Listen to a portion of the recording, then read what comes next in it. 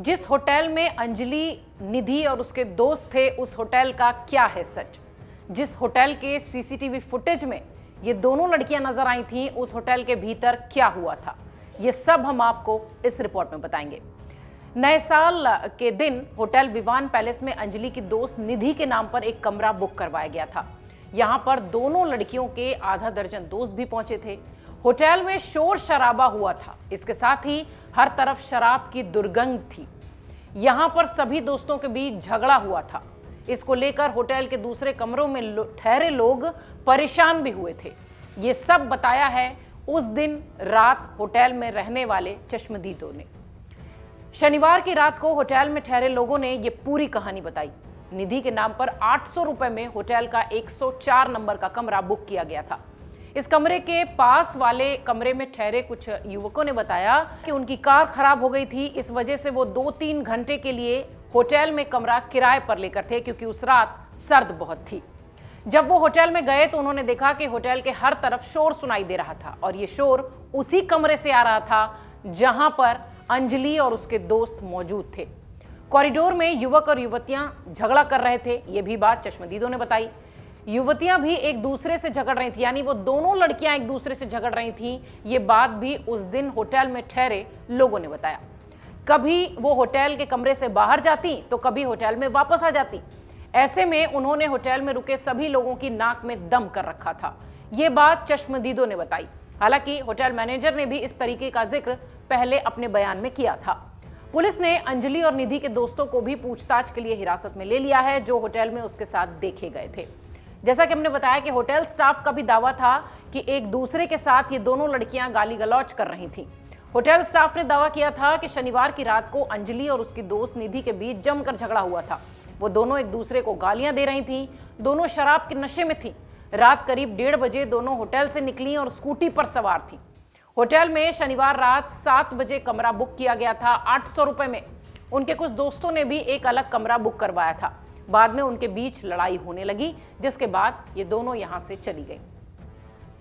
जिस झगड़े की बात सीसीटीवी फुटेज में भी देखी गई थी, होटल स्टाफ और आसपास के दुकानदारों के अनुसार इस होटल में दोनों युवतियों को पहले भी कई बार देखा जा चुका है। होटल मैनेजर ने यह दावा किया था कि शनिवार की शाम 7 बजे दोनों लड़कियां इस होटल में आई थीं और दोनों लड़कियों ने कमरा बुक कराया था। इसके बाद कुछ उनके दोस्त भी आए थे, उन्होंने भी एक कमरा यहां बुक करवाया। साथ ही उन्होंने नए साल का जश्न भी यहां मनाया। दोनों लड़कियों का झगड़ा रात में ही हुआ था। जब होटल स्टाफ अंदर गया तो देखा कि दोनों लड़कियां नशे में थीं और झगड़ रही थीं। दोनों के मुंह से शराब की दुर्गंध भी आ रही थी। जो नई फुटेज सामने आई है उसमें भी ऐसा देखा गया है कि ये दोनों लड़कियां लड़ती दिखाई पड़ रही हैं। हालांकि ये स्टाफ का कहना था कि उन दोनों ने नशा किया हुआ था, शराब पी हुई थी। फुटेज में दिखाई दिया कि करीब 1:30 बजे अंजलि और निधि होटल से पार्टी करके बाहर निकल रही हैं और स्कूटी पर सवार हैं, और स्कूटी चलाने को लेकर इनका विवाद हो रहा है। इस दौरान अंजलि स्कूटी चलाती भी दिखी, जबकि निधि उसके पीछे बैठी थी। 34 मिनट बाद वो दोनों 2 किलोमीटर दूर कृष्ण विहार में जाते हुए दिखाई पड़ी सीसीटीवी में। इसी दौरान कार भी दूसरी दिशा से आती दिखाई पड़ रही है। इस रोड पर स्कूटी की कार से दुर्घटना हुई है, ये खबर अब निकलकर सामने आई है। मृतका की सहेली ने पुलिस को दिए बयान में यह भी बताया था कि बलेनो कार सवार 5 आरोपियों की हैवानियत कैसी थी, इसका अंदाजा लगाइए कि उन्होंने जानबूझकर दबाया था। पुलिस को मिली चश्मदीद मृतका की सहेली ने जो घटना और समय बताई है, उस पर यह पता चला है कि ये जानबूझकर गाड़ी में लड़की को घसीटते ले जा रहे थे। इन्हें पता चल चुका था कि लड़की नीचे फंस गई है। इधर पुलिस की थ्योरी पर भी बड़ा गोलमाल है, बड़ा सवाल है।